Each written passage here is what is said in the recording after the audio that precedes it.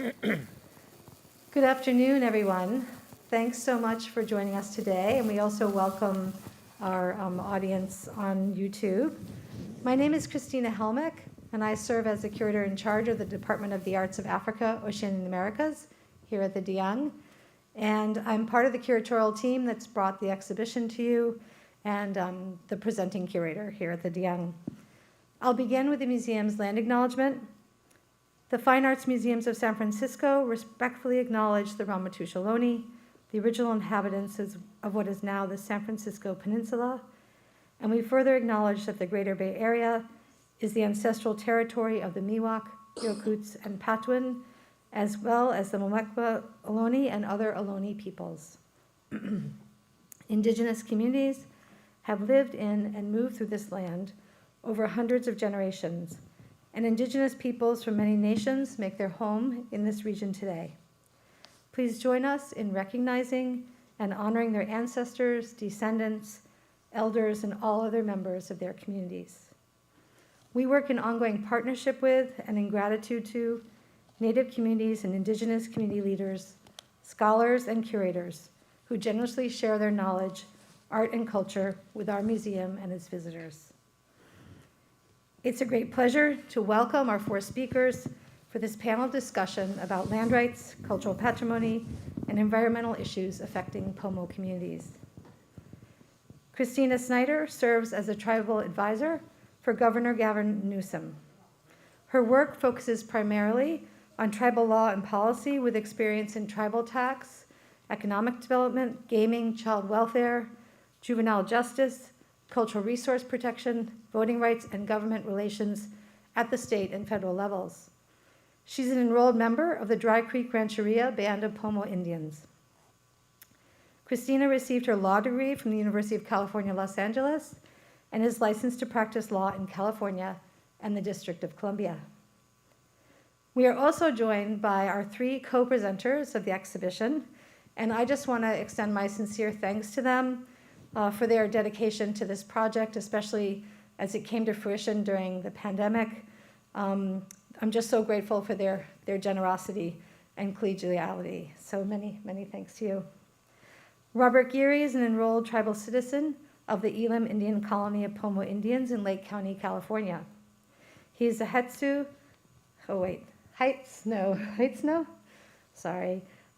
language teacher, traditional ceremonial roundhouse leader, and founder and president of the Clear Lake Pomo Cultural Preservation Foundation, a nonprofit organization for protection and preservation of tribal cultural resources.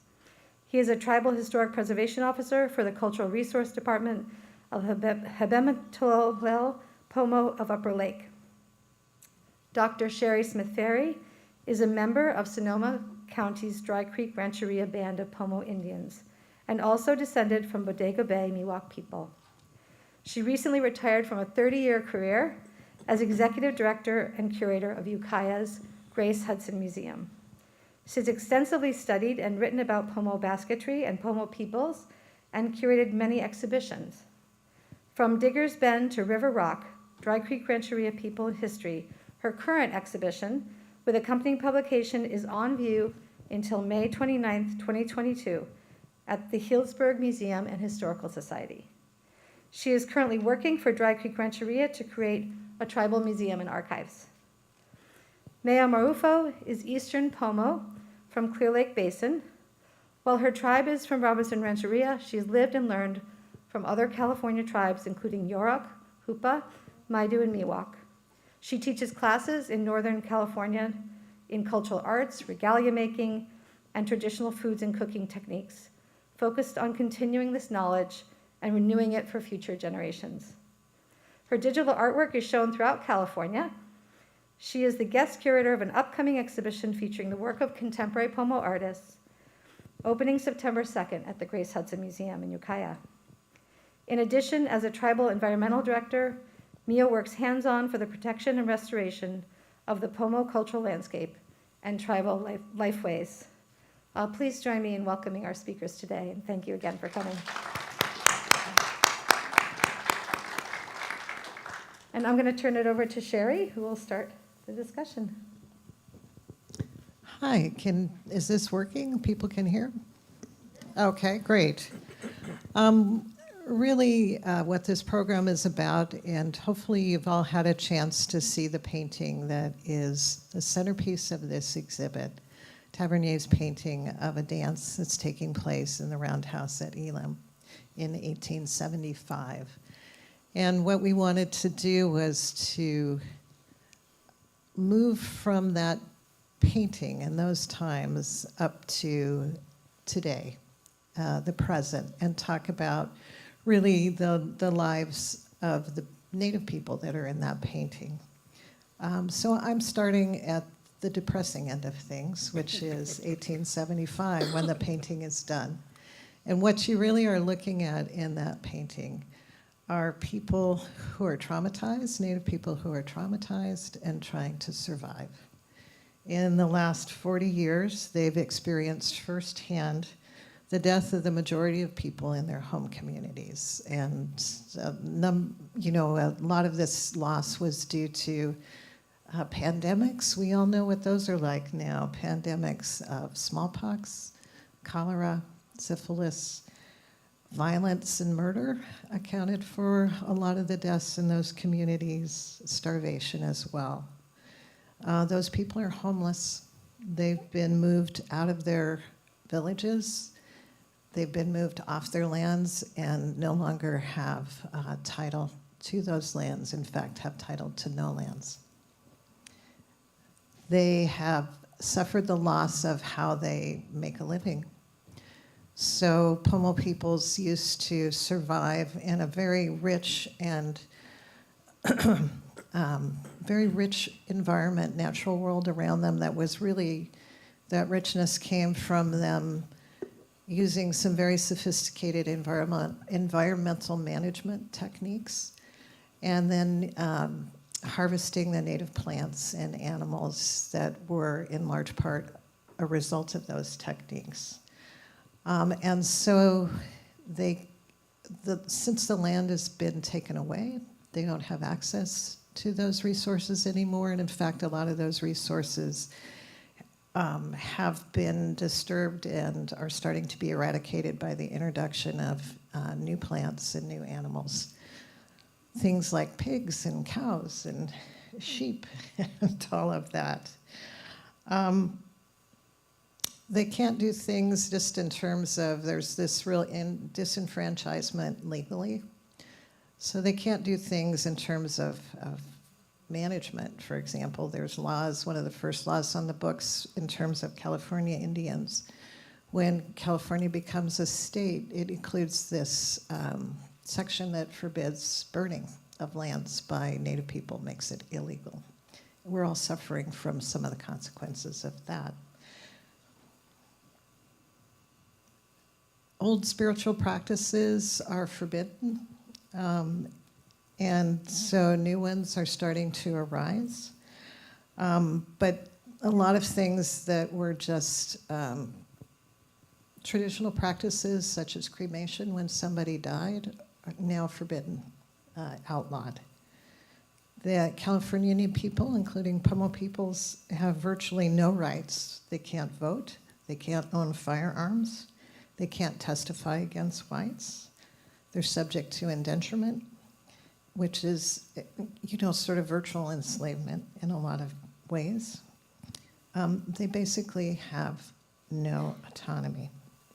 Their ways of schooling and educating their young, their ways of healing the sick, their family structures, gender roles, monetary exchange systems and trade networks, their political systems, all of them are really destroyed.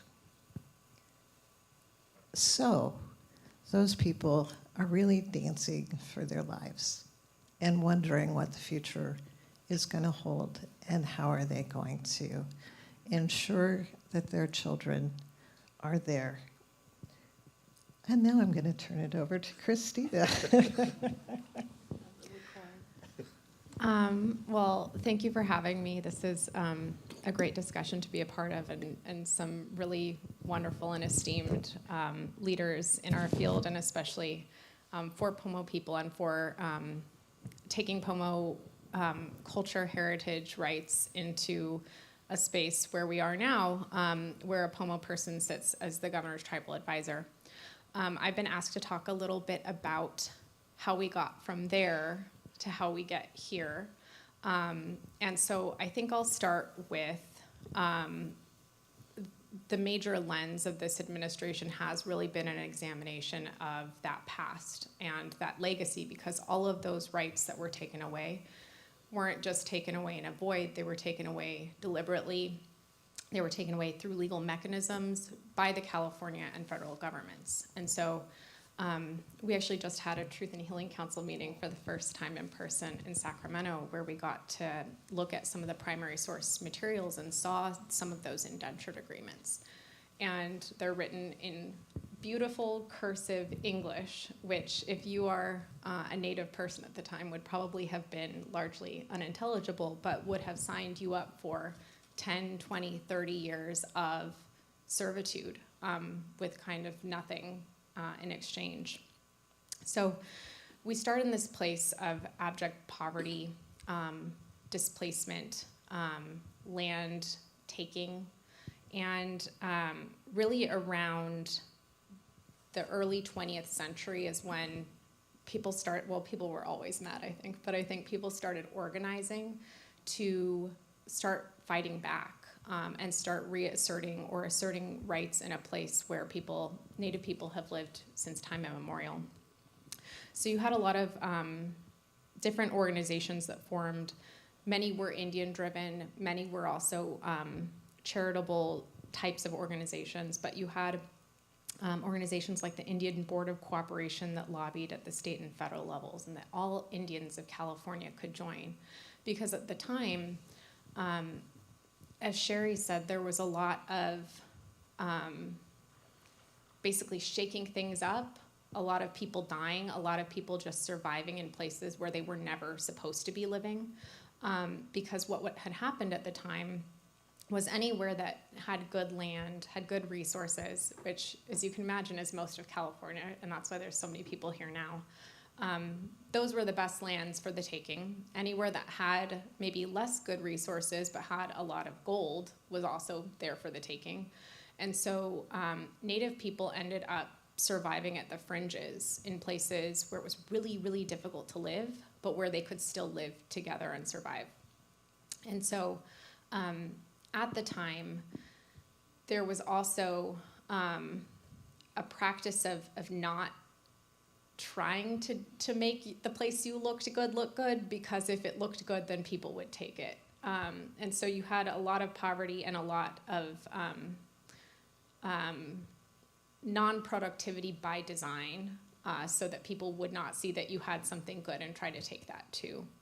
And so I think you'll find over the course of the last few centuries, a lot of behaviors, legal actions, organization around just basic survival and response to changing circumstances that I think is a hallmark of especially California Indian people, is that adaptability, ability to incorporate change, respond, react. And I think we're now in a place, hopefully, where we can kind of take a bigger look and kind of think about what that means about us as people and how we move forward together to address kind of all of that reaction that we've had to build up.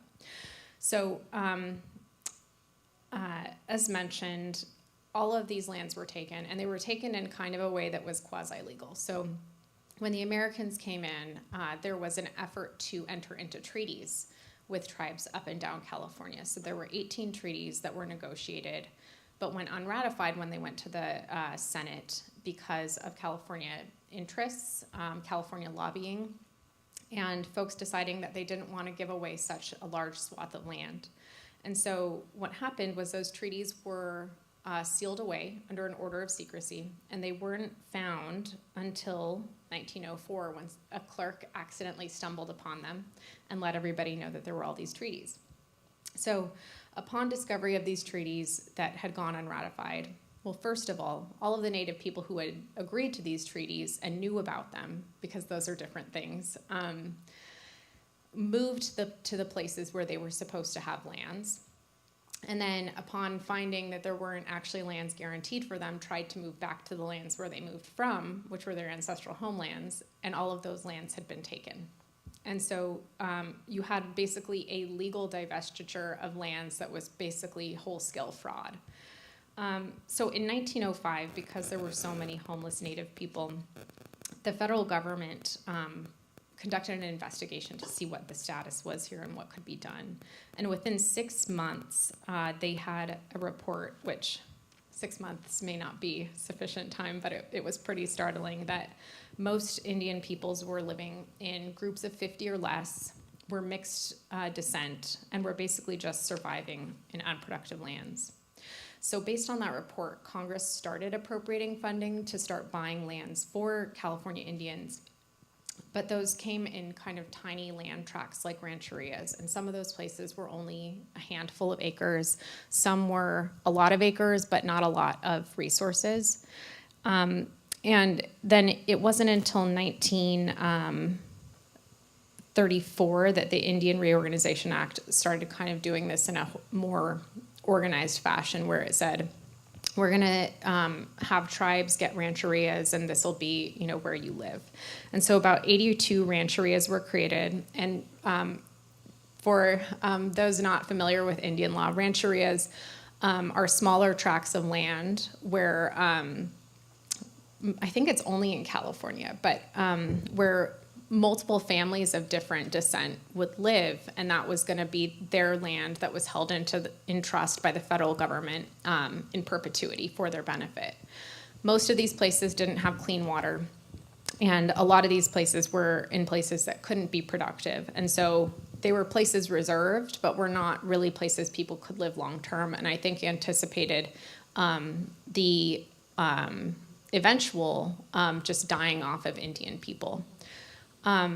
Because of that type of attitude by both the federal government and the state of, this will be, for lack of a better term, a problem that resolves itself, a lot of how state policy rolled out based on this federal method of recognizing Indians in California was anticipating an eventuality where everyone would either not be there anymore, or everyone would have assimilated to the extent that they had no more cultural ties to the pre-existing populations. So you had a lot of extractive archaeology that was basically just saying, well, let's just see what's here and learn what we can from it, because there's no one here to tell us about it anyway, because they're all gone.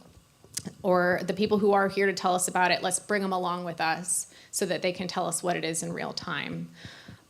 You also had just a lot of land management that did not incorporate ancestral values, did not incorporate the way that Native people noticed and responded to seasonal and even sometimes centuries-long cycles that happen naturally in California. Did not incorporate the use of cultural burns and beneficial fire, did not notice the different things that were indicators of sickness in the environment.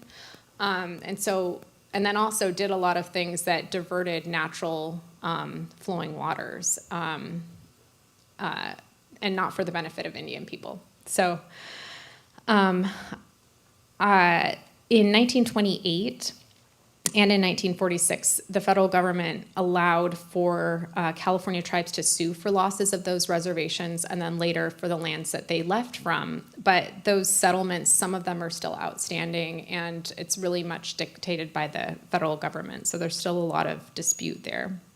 But because of how awful everything was, more organization happened.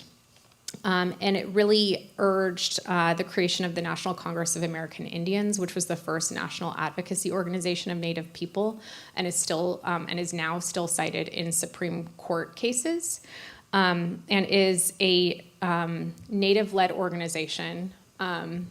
People have different thoughts about whether it's a good or they have different ideas, but it is a Native organization that is resolution-based, consensus-based to drive policy action where there are mutual interests of tribes. And then in California specifically, partially because of the federal government in 1950s decided that they were done having responsibility for a lot of tribal obligations that they have under law. They terminated the status of many California tribes and then terminated a lot of the health services, a lot of their funding obligations in the state. And in the late 50s, passed the Rancheria Act, where they basically set up a mechanism for the whole-scale termination of many of the rancherias that were established prior.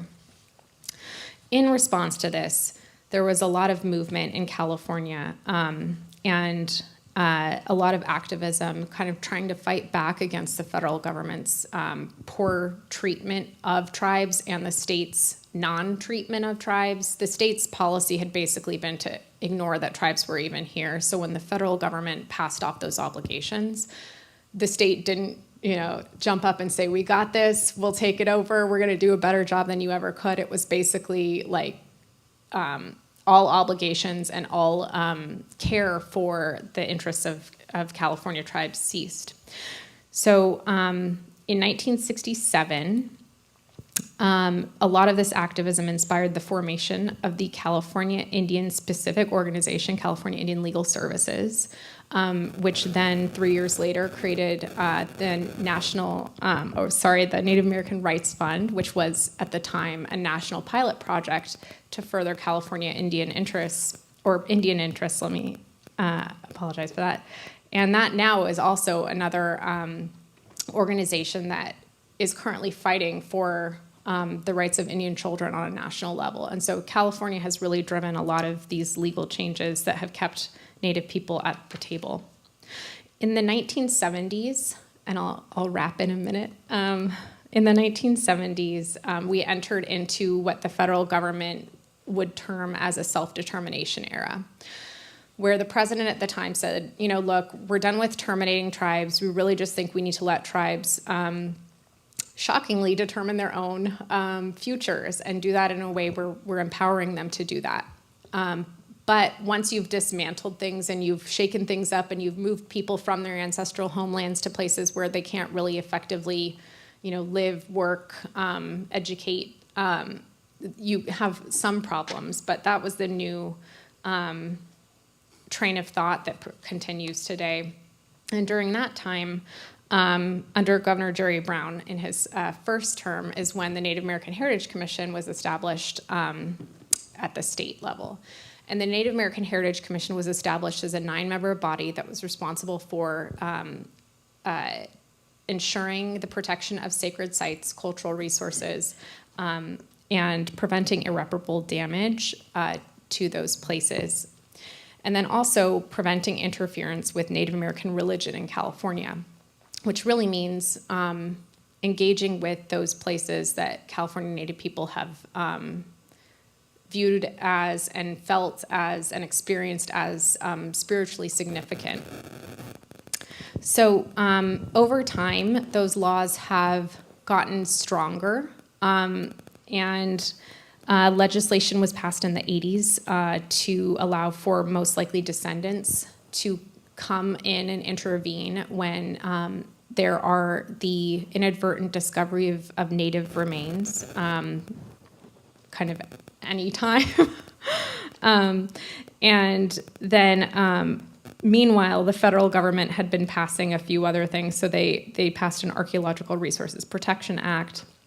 They then also were sued by California Indian Legal Services under the Tilly Hardwick cases to restore all of the rancherias, or many of the rancherias that were terminated previously. And then in 1990, based on Indian advocacy, passed the Native Americans Graves Protection and Repatriation Act, which was very much a response to the fact that many institutions and museums had possession of Native American human remains and cultural items that they shouldn't have never been in possession of, and that tribes really needed to bring those ancestors home, put them back where they were, and let them rest. And that is still kind of ongoing today, which is another conversation for another day, probably.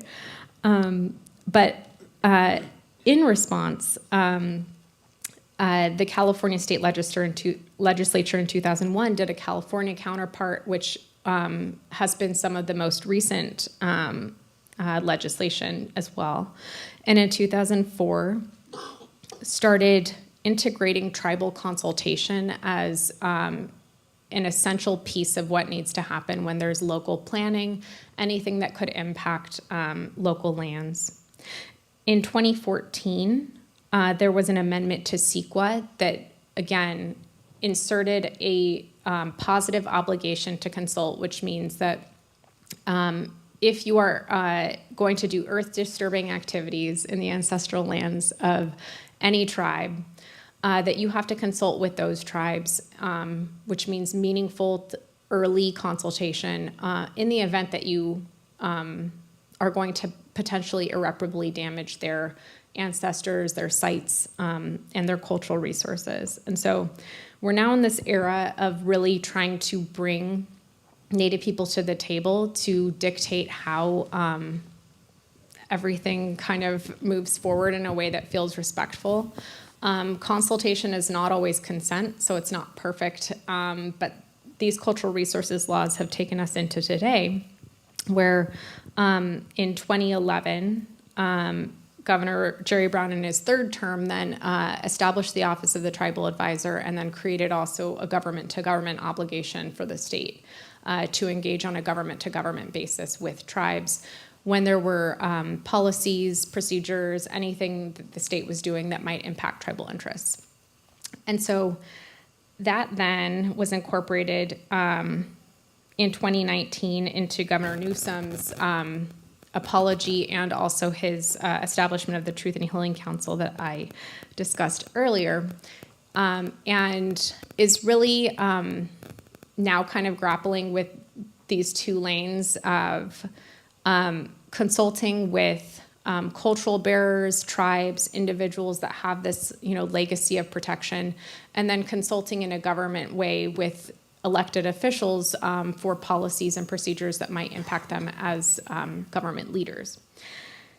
So I think I'll end on a couple other things. As a result of some of these consultations, we now have the governor in 2020 issued an administration policy on ancestral lands, which encourages all state entities to try to find ways to transfer state-owned lands, allow for better access in state-owned lands, and create opportunities for co-management with California tribes in state-owned lands. And just a few weeks ago, he also announced $100 million to help support some of those activities, and that'll be in the next budget that's going to be coming out in a couple of months, assuming that the legislature is okay with it. But in addition to that, many of those practices that were outlawed by the legislature at the beginning of the state, like cultural burn, like access, like freedom of religion, have now been, because state leaders are now listening to tribes about how they want to be meaningfully engaged, are now starting very slowly to reintegrate those practices. So it's not perfect. Again, we have people saying the wrong things and calling them the wrong things, like prescribed burns and things like that. But we are in a place where people are listening and trying to get it right, even if it's not quite perfect. But with that, I think I'll hand it off. And so I think, Meyo, if you want to take it from here. Meyo has had a long career in environmental management on the part of, and work with various tribes in California, particularly around the lake and interior Pomo country. Notice I'm the only one without notes. So we're going to have some fun. No, play. So first thing I wanted to unpack was reservations and rancherias and reserves, the differences of rule of thumb. I kind of look at it as 500,000 acres and over is a reserve, and those are mostly in Canada, and they're in the upper portions of the U.S., but they're mostly in Canada. Reservations, usually look at it as anywhere from 5,000 acres up to the 500,000. So those are ones that are in the Midwest, there are ones that are in the South, and then rancherias are, typically a rancheria is 1,000 acres or less. So there's a little bit of leeway between those 5,000 acres. That is not the true definition, but that's the running definition that I use to kind of streamline the land base of the different people across the U.S. So my name is Meyo Marrufo. I am a member of Robinson Rancheria. I am Eastern Pomo from the Clear Lake Basin. I am the environmental director for Giddyville Rancheria, which is another small tribe, Pomo tribe, located on the other side of the hill in Mendocino County.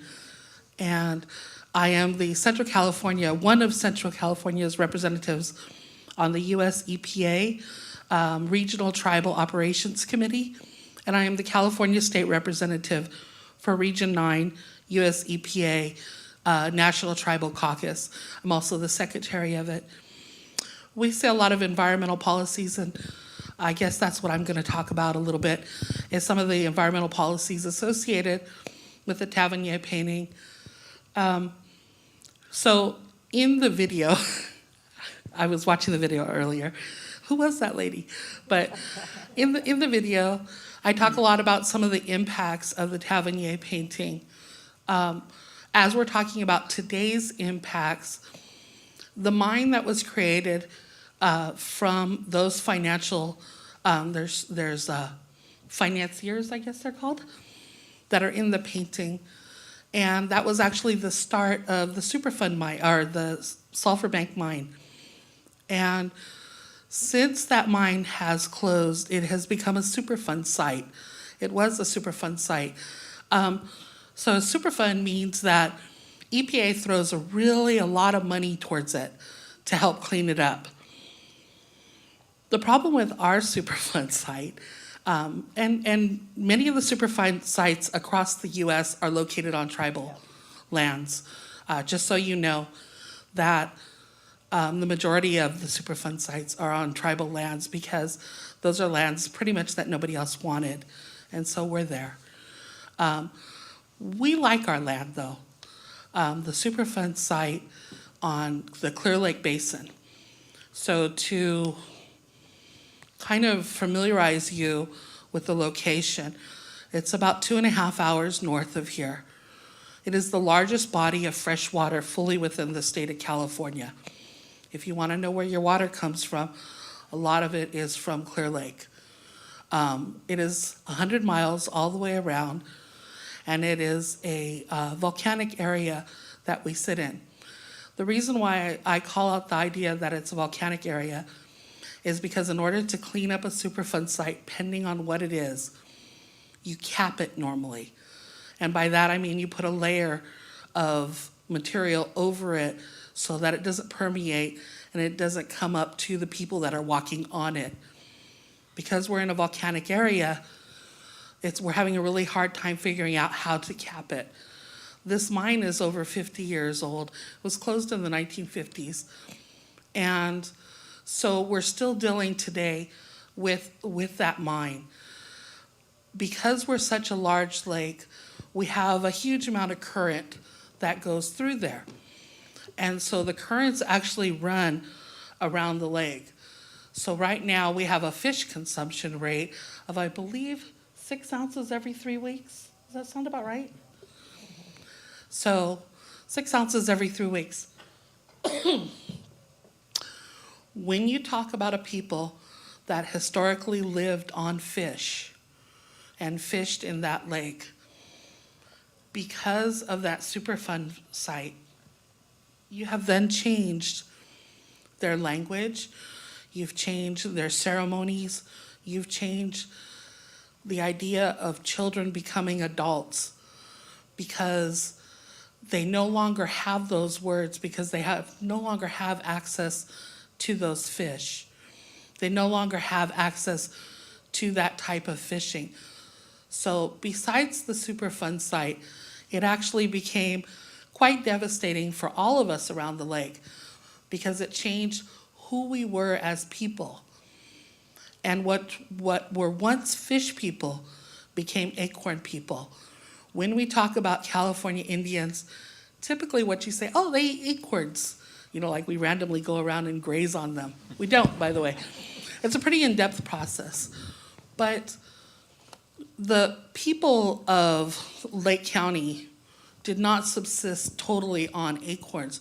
We subsisted mostly on the fish, the indigenous fish that lives in the lake, called the hitch, which we don't have access to because it has contaminants in it. So it really changed who we are as a people. We are also basketry people. And I know if you watch the video, you talk about, or you hear about me talking about the changes in basketry. And those changes are very real. When we go out as basket weavers and we collect, we have to figure out the contamination levels in the soil. So for me on the eastern end of the lake, we don't have as much a problem. But if you're talking about Elem area, you're talking about some of Big Valley areas where the current stays right there and the majority of those mine tailing waters are there, you're affecting their basketry because we are noticing cancer nodes or hubs where there is, off of that mine where there are tailings. And it didn't really get seriously looked at until it affected the non-native communities around it. And I don't say that with malice, you know. I'm not saying that with malice at all. It brought it to the attention when the mortality rates of the children began to get affected in Clear Lake Oaks and Clear Lake, the towns. Not realizing that those same infant mortalities were happening in Elem Indian Colony and Big Valley 50 years before. So it started getting a lot more publicity with it. So 2000 on, we're starting to have some of those protections that Christina was talking about. When she says CEQA, it's the California Environmental Quality Act. And what it does is it sets a standard of environmental protections for the state of California. NEPA is the National Environmental Protection Act, and that sets a federal standard.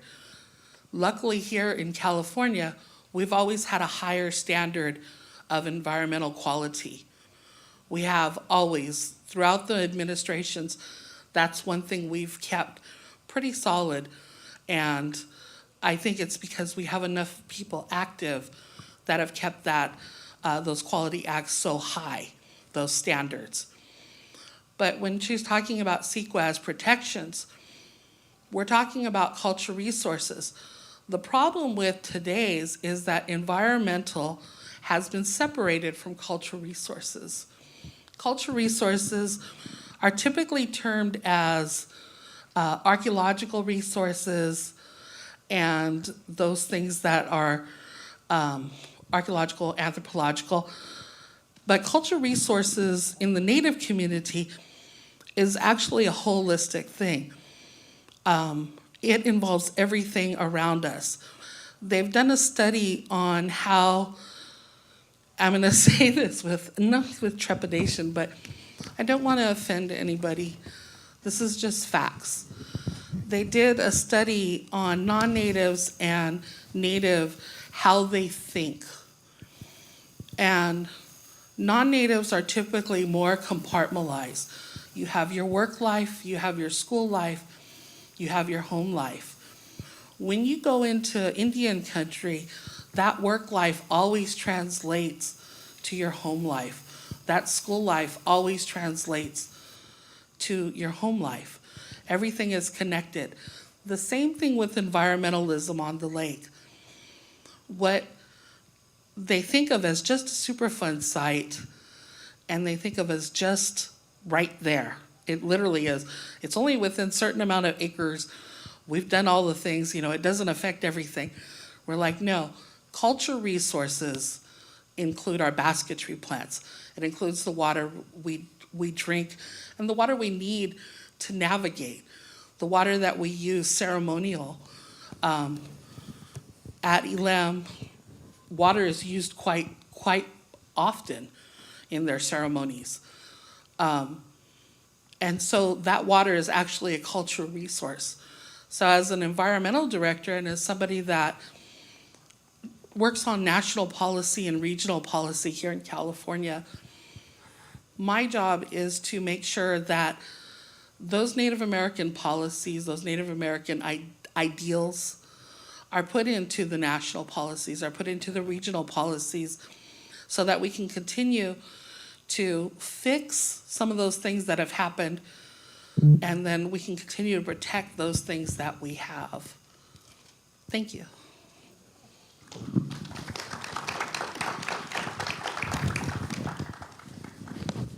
And sort of to round us up and take a look at the other side of that issue and to talk about what's going on in the lake today, Robert Geary from Elem is going to talk about sort of the cultural protections and cultural issues that are current.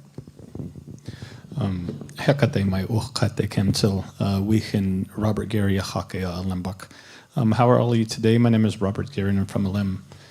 And today I kind of wanted to really kind of explain a little bit and give a little background about the painting and the story, really what's going on there with what's inside the painting. And it really kind of brings us to where we're at today. And I think that's an important part, that if you don't understand the scene and the background behind it, the picture is just a picture. But there's a whole story that goes along with that brings that. And so I always like to try to make sure that educate from a tribal perspective about, where we're coming from during that time. What a lot of people don't realize is that, first and foremost, first contact in Lake County was in 1833. This picture started, or this painting started in 1875, 76, I believe. So not that long prior to that. Prior to that, there was also an incident that had happened on another southeastern Pomo village. And keep in mind, all southeastern Pomo villages in Clear Lake, which were, known as Hampo, as a district or people all together, and it basically means water people. And so, because their main villages were on islands. So there's Buckingham Island, where this incident had happened prior to the painting. There's Rattlesnake Island that they called today, which was Alemadun, where I'm from, that was an island. And then there's also Indian Island that is in today Lower Lake area. And so they're all southeastern Pomo villages that resided on islands. So in 1843, the military actually came up and they were trying to find out the different villages in the area. We only survived that situation only for the fact because we were on islands, the military wanted to come over, and our chiefs and our leaders basically said, no, we're not sending any boats over to bring you over. So with that, they went to the next island that was next to us, which was Kamdot, another southeastern Pomo island, and went and basically said the same thing. And in this reasoning was basically to get the native people and take them back down into Napa and Solano and to use them as slaves to work the land for the ranchers that were there. So they passed us and went into Kamdot, and basically the chief there at the time, or the chiefs and the leadership that was there, said, okay, we're going to send over our boats, and we're going to listen to what they have to say. So when they got onto the island, they really quickly actually tried to find out who all leadership was. And within the dynamics of the Pomo communities, from where I'm from, a lot of people have this misconception that there's one main leader, one person that's a leader, and that's not traditionally, that from our place, that's not how it is. You had the leader that ran your day-to-day, you had the leader that ran ceremony, you had the leader that took over when wartime happened, you had somebody that, the leader that took care of, anything that happens with sick people, a lot of different roles, and people fell into their roles, and when it was that person's time to lead, the other leader from the day-to-day fell in just like everyone else. So understanding that and finding out, the first job was to, let's find out who they all are. Who are all the leaders that we have to worry about? And actually stuck them into the ceremony house that they had there and actually lit it on fire for an intimidation, to show the rest of the people that if you don't go, this is what will happen. And so their initial reaction, the Pomo people's initial reaction at that time was, no, we're not going to go.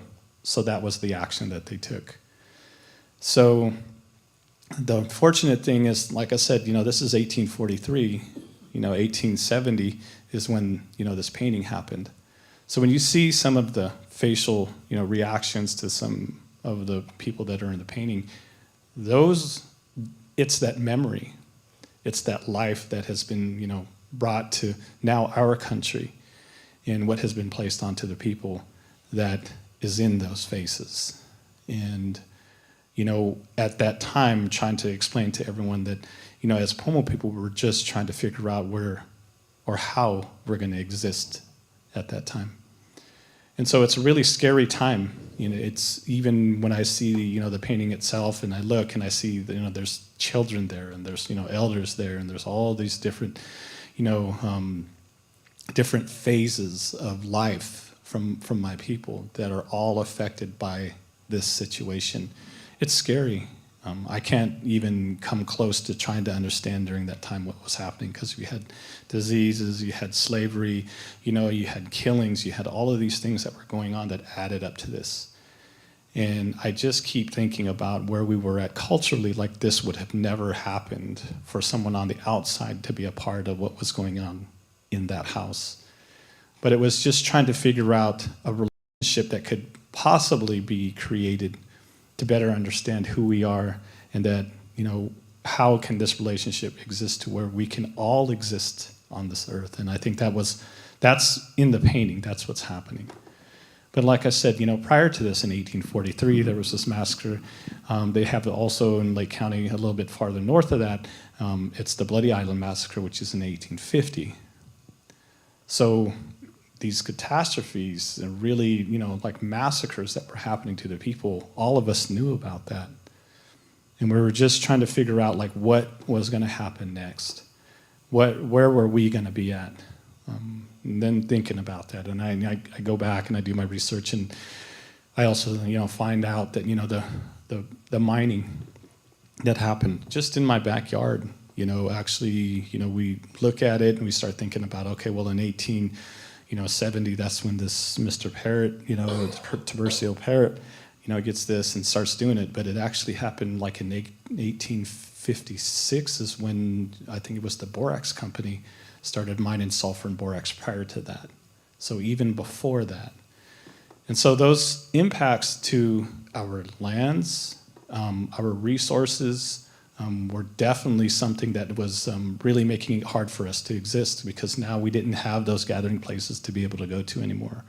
Our people, our leadership, really weren't the leaders anymore, because we had people that were coming in and using us as slave labor, and the things that were happening within our territory, our land.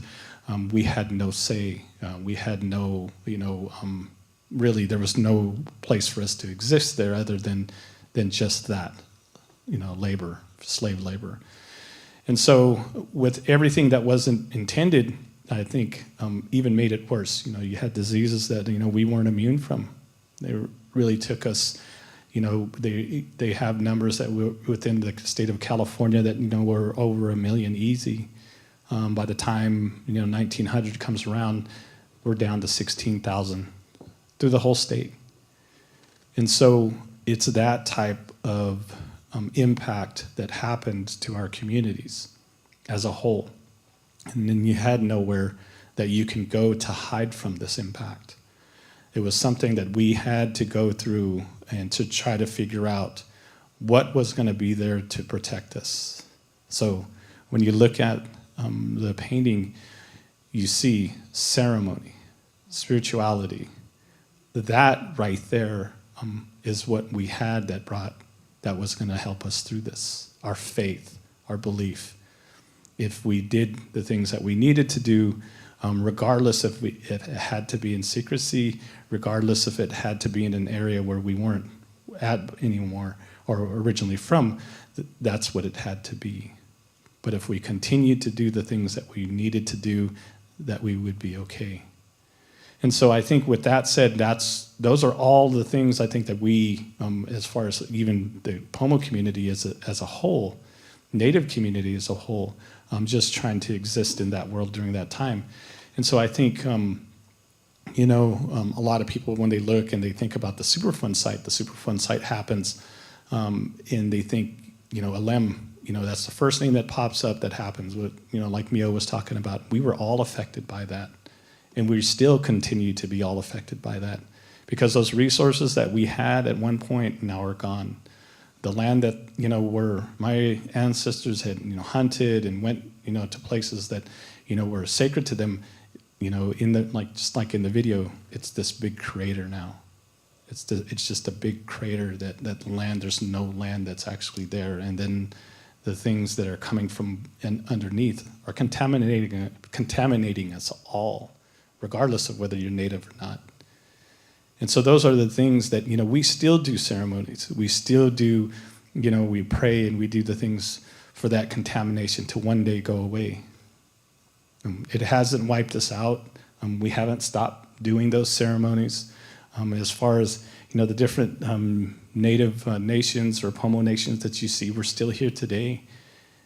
Those things have regardless of us having to adapt to fit into regular society, we still haven't forgotten who we are and where we come from. And I think those are the things that today, now with a lot of change that is happening, I think in just, the legislation and, with the federal government and even with the state and the local governments that we have, we're still, it's an uphill battle, but things are starting to change. We have, NAGPRA, which I think was enacted in 1990, 89, 90, Native American Graves Protection and Repatriation Act.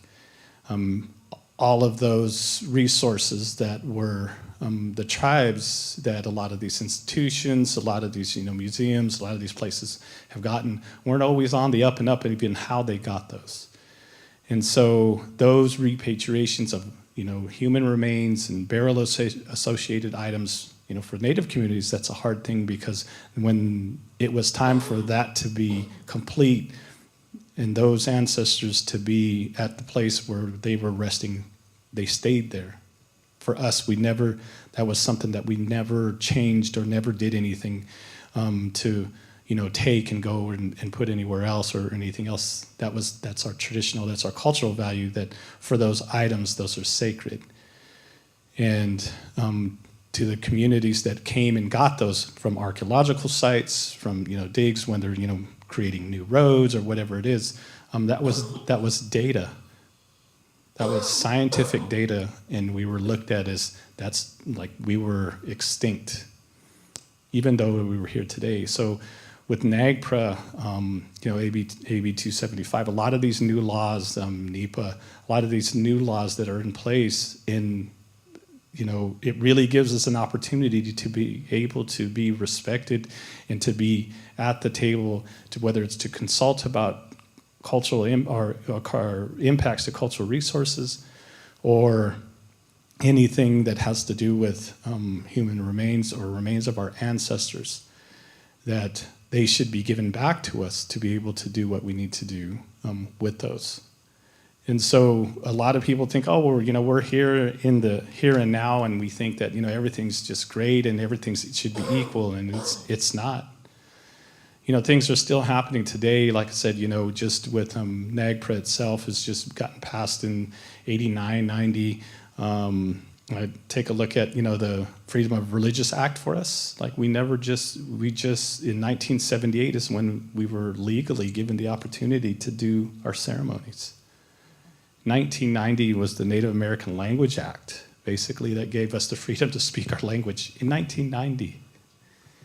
And so it's not okay.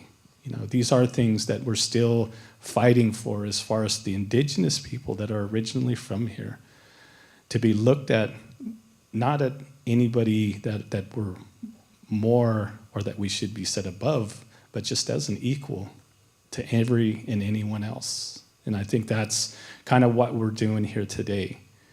And so I look back and I see, my people in this portrait. When I see, the dancing happening, I know what that beauty is when that's going on, when that's happening in time, because it hasn't stopped. When I see the basketry, and sometimes when I go and I go into museums, I see people's reactions, and they kind of look like that's it. That's all you got. That's all you got, because that doesn't happen anymore.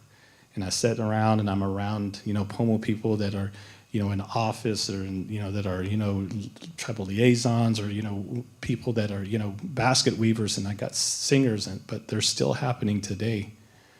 I say in the video, we're always looked at as that we're those people that are just a part of the, the nation's past, and not realizing that we're still fighting today just to be recognized.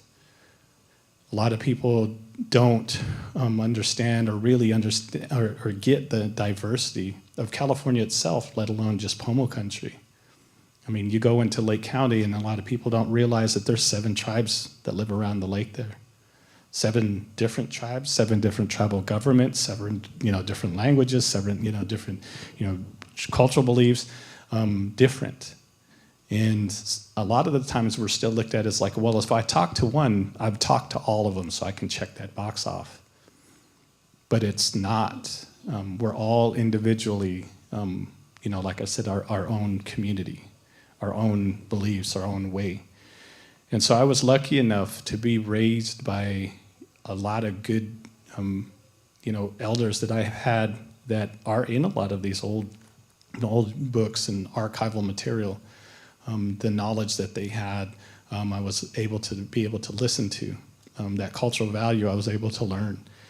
And so, that's what kind of where we're at today. I think with a lot of these laws that are set in place, that really shows that there is some change that's happening, but it's still work in progress.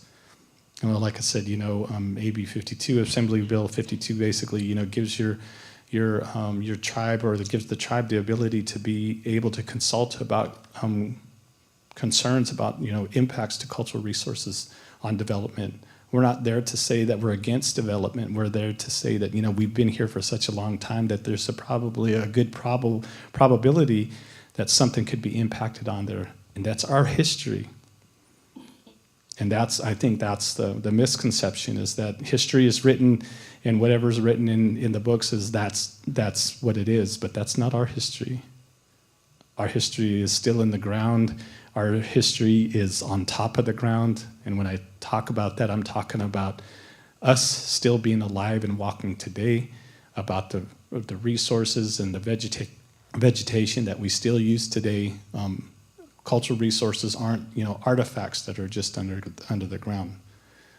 They were talking earlier about the water. The water is a cultural resource. Sacred landscapes are still out there. Where I come from, Mount Konocti comes from all of us. All of our peoples has some kind of connection to Mount Konocti. But Konocti is only one word or one name, and it has many from all the different tribes that revert back to their stories from that place. So I always basically try to let everyone know that understand that when you hear even the word Pomo, The word Pomo is not even a word that we've called ourselves. It was a word that was given to us by an anthropologist that basically looked at where he was at the time, and basically Po is the magnesite bead that is in high currency or high value to us, and Mo is the cave, or where it was mined at. And so because that was, I guess, the way he thought that was important to us enough to kind of put us all in under the same name, that's what he did. But I have my own name. My language has my own name for who I am and where I'm from. And it's different from Eastern Pomo to, Southwest Pomo or Southern Pomo. And it's important that, this community today, that public community, really understands the specialty or the special, I think, diverse that California holds within its Native community. And, you can see that in the exhibition, but it's more important to really find out that true history. And I think with this exhibition, it was really something that we, wanted to, or we strived, to try to make sure that, that story was told. And so that's kind of why we're here today. So I'm just glad, to be given the opportunity to be at the table to explain a little bit about that. I'm planning to be around here for a lot longer, so if anybody sees me around, don't hesitate, to ask me any questions or anything that maybe you need to know or anything I can help out with. You got a lot of good people that are sitting up here that are, really open to making sure that we can do the best that we can to educate people about who we are. And so, just thanking you for even being here and taking the time to listen and be a part of this today. Oh.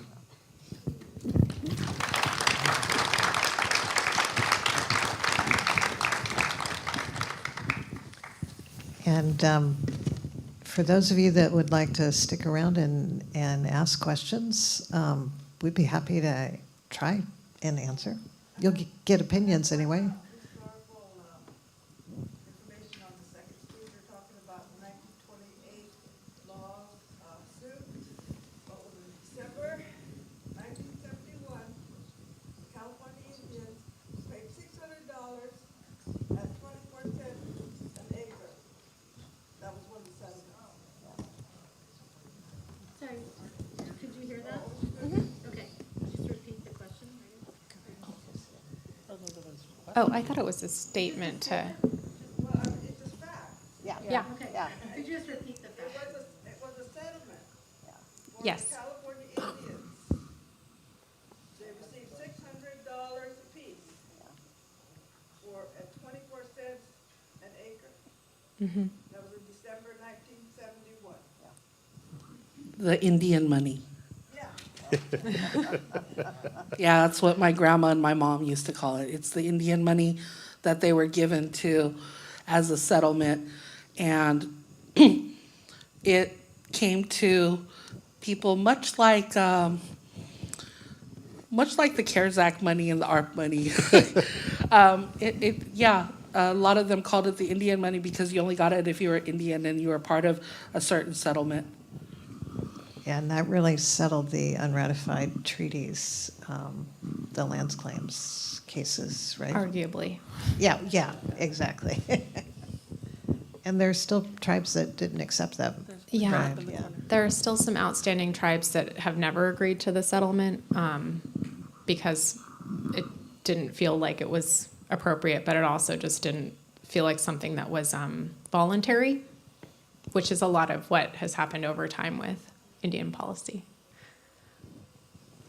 I love God, and God as creator is all equal. And I am very hurt and pained by what I've heard. But I love all people. I have Pomo neighbors. I live in Lake County, Clear Lake Oaks. And so I thank you for all the education and knowledge that I've learned today. But my question is, what does the word Kanaktai mean? Or is it just a general? So the word Kanaktai is actually a southeastern Pomo word. So like all of the, like I was talking about, Elem, Lower Lake, Buckingham Island, it was what we referred to it as in our language. It comes from our creation story. So actually the word is pronounced Knokutai, and it means old mountain women, plural. So each peak is a mountain woman, older mountain lady. Thank you. Mm-hmm. I love you. Mm-hmm. I had a question from the middle somewhere.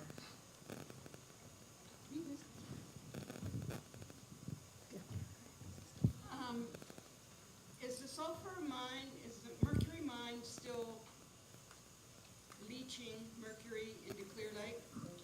Absolutely. Is the sulfur mine, is the mercury still leaching into Clear Lake? Absolutely it is. Why don't I see, don't eat these fish up at the fishing piers and piers around the lake? Because ecotourism in California accounts for almost 78% of our county profits. But I will say that we have several, the environmental directors from all of the different tribes in Lake County have been getting together, and they have created warning signs that tell you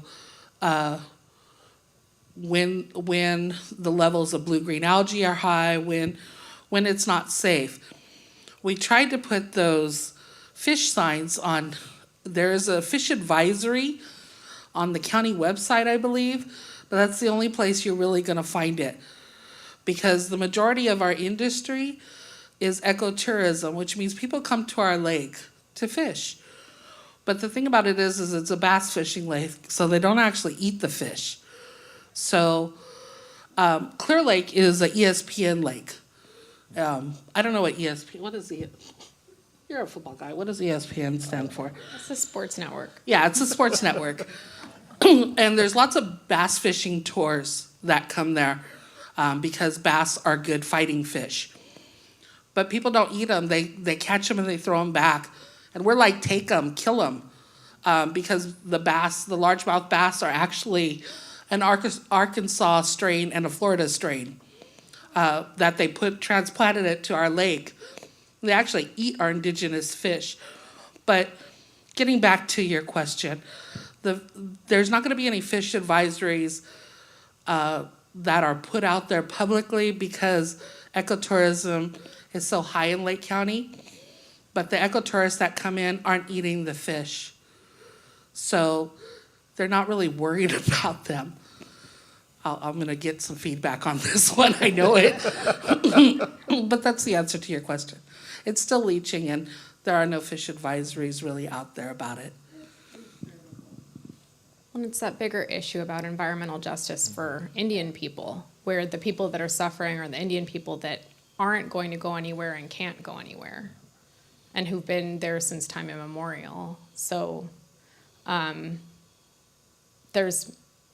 this is a kind of a problem up and down the state, honestly, where you have places that have, massive pollution of their drinking water sources and are getting water trucked in, or no adequate water, or there's high levels of mercury, or there's high levels of toxic waste. And for Native people, it's not just you pay people to move somewhere else that's cleaner. Native people aren't going to go anywhere. Why would you, So bigger issue you've just unraveled.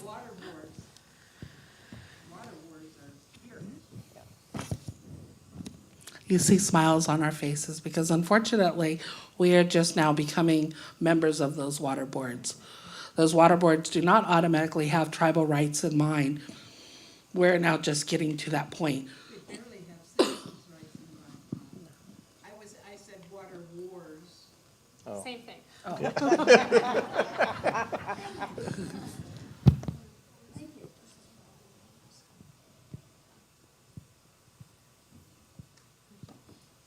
Any other questions? There's one up.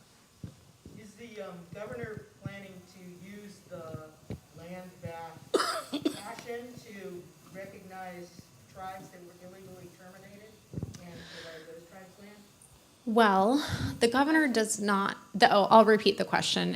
Is the governor going to use the land back passion to recognize tribes that were illegally terminated and get those tribes land? So that's a very complicated question. The governor alone does not have the power to recognize tribes. And that's not something he can do, just like that would need legislative action. The federal government reserves the right to recognize tribes as governments. But there are things the state could do, but that's outside the governor's power. Beyond that, though, the $100 million I just announced that the governor is setting aside for tribal purposes would be eligible for non-federally recognized tribes that have cultural ties to areas. So that's the tribes that are on the non-federally recognized tribes that are on the Native American Heritage Commission list. So it's a bit of a fudgy answer, but the governor is planning on trying to address land dispossession in an equitable way.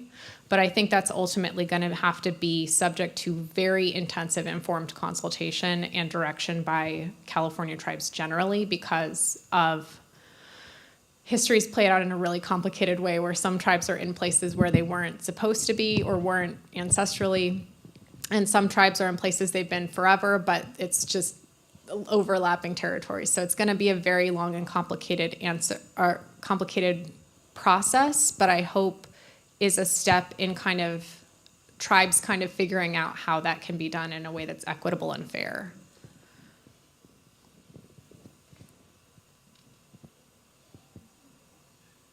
Thank you. Can I say one more thing? I think something that I'm hearing from panelists today, too, is that really what has been one of the biggest issues, both now and in the past, is the personal lens that you view all of this through. And so when we're talking about cultural resource protection, at the time when that law was passed, it was envisioned as protecting things of the past and not as Native people who exist in modern times and continue to use and utilize resources for their culture. I think as you know, this auditorium we're in right now, when we talk about a land acknowledgement, it's not just this was something that used to be or that has some conceptual tie to a tribe. This is right now is tribal land. And so I think as a personal project for all of you, I think as you go and educate and think about these things more, thinking about the lens that you're looking through personally is, I think, what's going to be the most effective in making these changes. And so, you know, when Robert talks about, you know, people listening to Native people and trying to incorporate Native viewpoints and hear the truth, it's the truth of the people, not the truth as you perceive it. And so I encourage you to open yourself up to those lenses that might not be your personal lens or how you learned to see the world, and engage in that process of re-establishing how you view this place.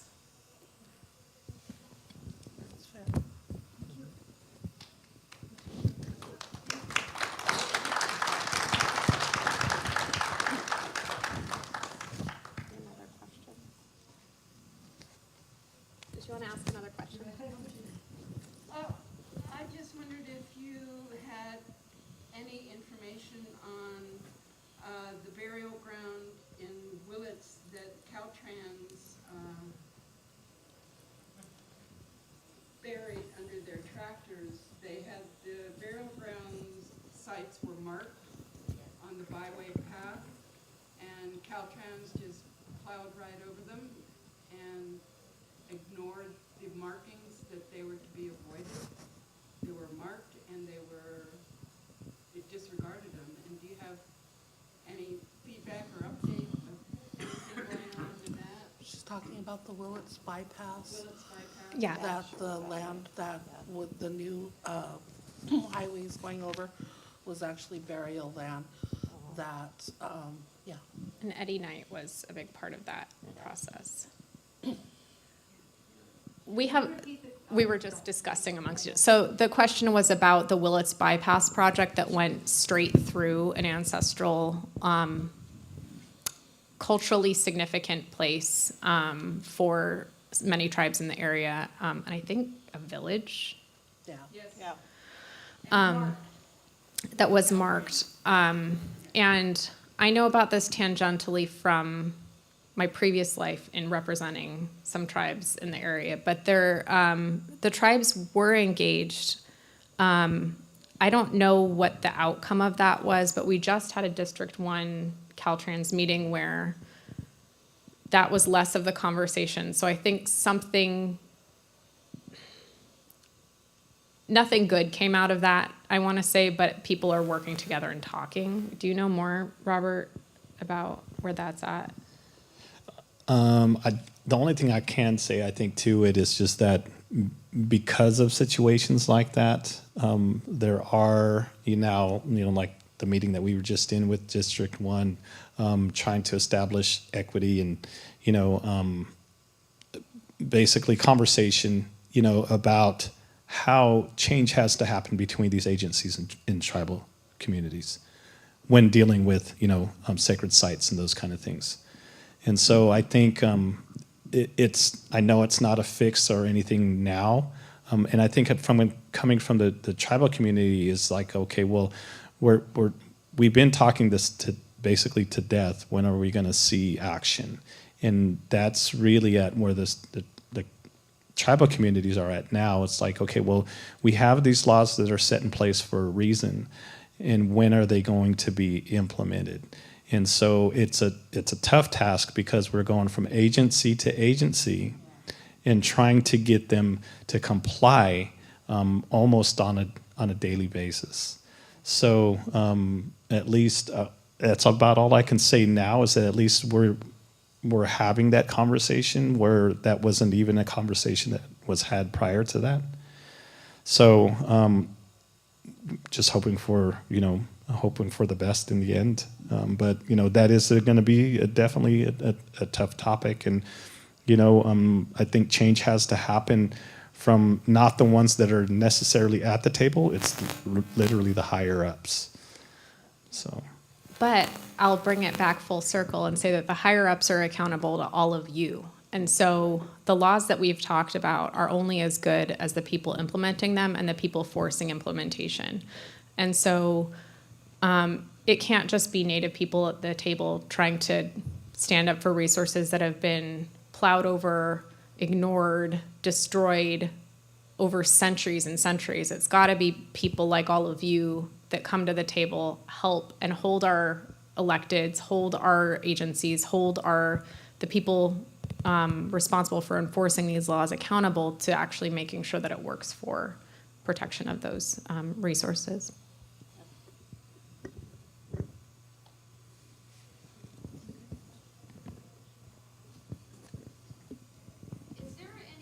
Are there any legs to the wish that many of us have that a lot of our public lands, federal, state, etc., be either given back to the tribes if there's still a group intact that wants to manage them, or at least allow them to be at the table with real power as opposed to just paper? Yes, at least on the state level. And you actually, oh, sorry. Are there any legs to the idea that public lands should be going back to tribes, or that tribes should at least be at the table making informed decisions in partnership with those public agencies? And the answer is yes. And I think this administration on the state side is committed to doing that. And again, that's what that budget is supposed to be for, is also helping provide capacity for tribes and the state to navigate those issues together, because we've got layers and layers of legal craziness on some of these lands where you've got, it has to be used in perpetuity for public access or something like that when there's an actual sacred site there. So Yes is the short answer, and I think we're going to see some policy changes even in the next couple of months to that effect. The one thing I wanted to dislodge before I pass it on to my co-panelist is the majority of public lands in California are federal, and so that's a major problem too.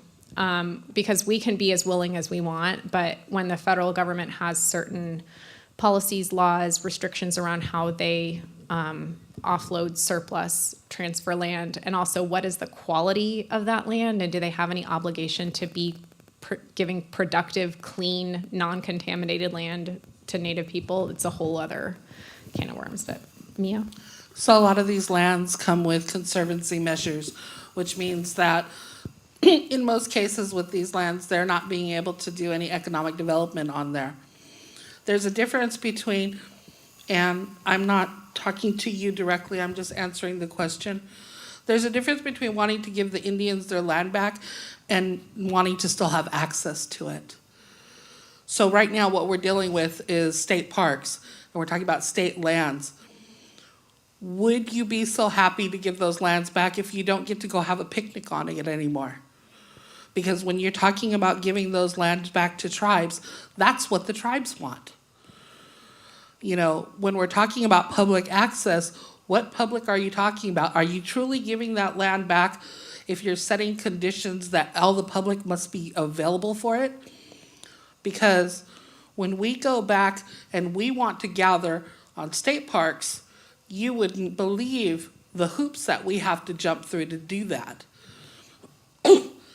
So I think that Christina's answer is fully correct in that there's a multiple layer of things that need to happen. But the other thing is when we talk about public perception, you personally want to give that land back. You are not the majority of the opinion, I'm sorry to say. Because the majority of the opinion, if we were giving Muir Woods back to the Ohlone people, how happy would people in here be? If you didn't have access to those parks that you go to. Jacksonville Demonstration Forest, where some of you are aware of by Willits, if that land truly became tribal and you didn't get to go have a picnic there, if you didn't get to go walk in the forest whenever you want, you know, how truly happy would that be? That's the opinions that we're having to deal with. And one of those layers that we have to look at when we're talking about giving land back. It is very easy to say, yes, give those tribes land back. But if it's near you and it's a public park that you want to go to that you no longer have access to, welcome to our world. Because that's the things that we have to do. Clear Lake State Park, and I'm trying not to get emotional, sorry guys. Clear Lake State Park is in our area. That is a park that has many resources that we gather on. When we want to go gather there, we contact the park executive and we say, we'd like to go gather on there. We promise not to throw garbage on the ground. We promise to clip in areas that the public will not see. We promise all of these things, and we get a permit paper that says, yes, you may go gather there for the day. Do you think that the majority of the public would take that? This is some of the things that we're going to have to deal with when we talk about land back. And it's worth it. It is truly worth it because there are conservancies that are working in the U.S. that the tribes are enforcing, the tribes are working with, and it allows the public access to it. But if we're going to talk about land back, we're going to truly talk about giving the land back, then the public needs to be aware that they may not have access to it anymore. Thank you. I hope I didn't offend anybody.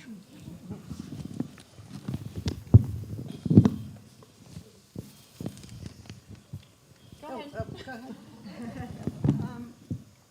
What about being land management and having a voice at our forestry, like the Jackson Forest, forest management and clear cutting, and having a voice at the table of the Department of Fish and Game?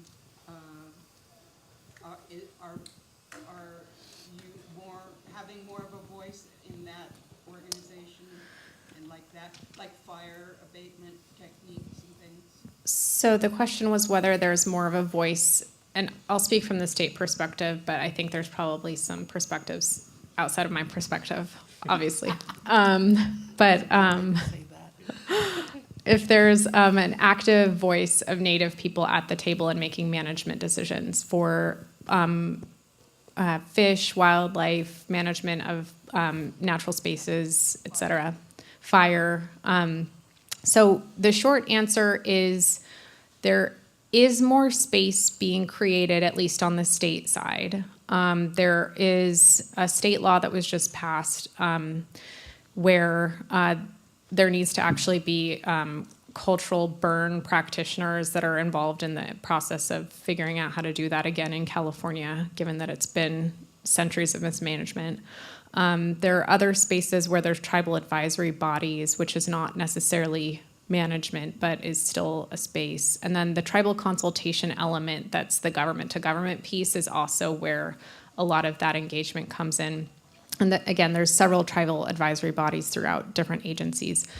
That said, and there's tribal liaisons, either full-time, sometime, or part of the time. Some of them are actually trained in this, and they went to law school for it, like people like me who that's like what we do. Or there's people who take it on as, this is the thing I'm going to do in my spare time, which is really not feasible when you have 109 federally recognized tribes and about 63 now, I think, non-federally recognized tribes in the state. But that said, it's a start. But I think from the inside, it's a complicated question because you're asking people to change power dynamics that have never changed ever. And they've looked different, but they don't change a lot. And I was just having a conversation with someone about the whole idea of inviting people into your table where decisions are being made still retains the power of you holding that table and making those decisions and giving them space where you feel it's appropriate to give space, rather than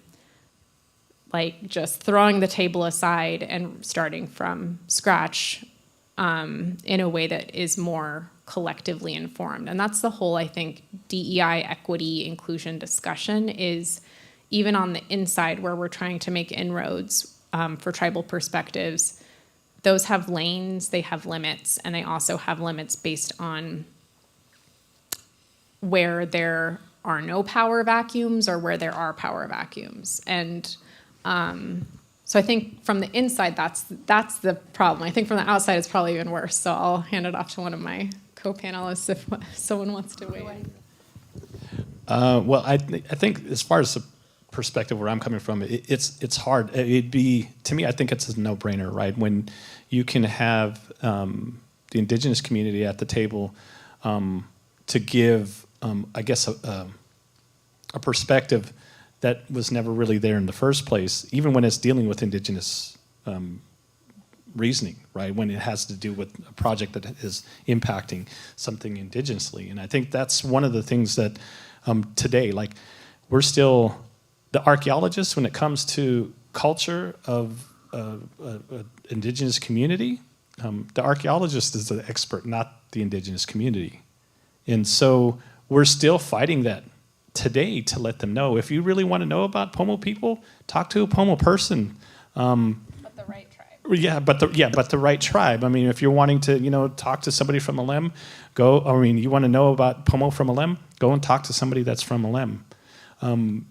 It's still not at that point today where we're looked at as the experts of our own people, of our own culture, of our own history. And so that's still in continuance today. I just went to a conference where SCA's, Society for California Archaeology, and the tribes,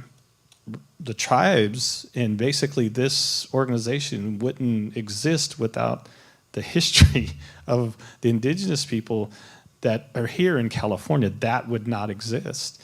But yet we're not a part of the presentations. We're not a part of the committees. We're not a part of anything to talk about our history, our culture, our traditions and our beliefs. were brought there as even just visitors to have or to listen to a presentation about what they think we are and who they think we are. And so until that inclusion really, happens where we do have a seat at, trust me, I would love to be at, every organization or every agency has someone that's there that gives a perspective that I can feel comfortable with. That'd be great. Yeah. Right. You have to have somebody to listen. Exactly. Okay, so I'm just going to add my 2 cents in here. Executive Order 13175. Biden has instructed all of his federal agencies to include tribal consultation policy into all of their documentations. So that is one thing that is happening. The other thing that federally is happening is the idea of traditional knowledge, TK, into federal policies. So that's the burn policies, that's all of the policies that deal with tribe or tribal areas, which is basically all of the policies. What you are asking is if there's a mechanism. Yes, there's a mechanism, because you have 4 people standing up here, right, or sitting up here, rather, that are part of that. Let me reintroduce myself. I am the U.S. EPA Region 9 Central California representative. I represent 54 tribes. I am the California State representative for U.S. EPA, 109 tribes. Not necessarily the unfederally recognized, but we are adding them into our mix. We, as Indian people, are starting to get onto the boards. Is it perfect? No, but it's happening. You have a tribal historic preservation officer. You have somebody who works directly as a tribal liaison to the governor. You have somebody that worked in museums for a huge amount of time. So the people that are sitting in front of you are part of the movers and shakers of what's happening in Indian country. We are demanding those rights to be recognized. We are demanding, being Indian isn't a privilege, it's our right. We're not at the table saying, hey, can we have a handout? We're not at the table asking for you to recognize. We're at the table now saying, you know what? We are the first people of this nation, and you will listen to us. The International Climate Change Summit has fully said, if anybody got to watch that, it fully said that we need to listen to Indigenous people in order to make it through climate change. And it's true. You have 5% of the world's population watching over 80% of the land. So we are demanding those places on the table now, federally, regionally, locally. We are. Thank you, everybody.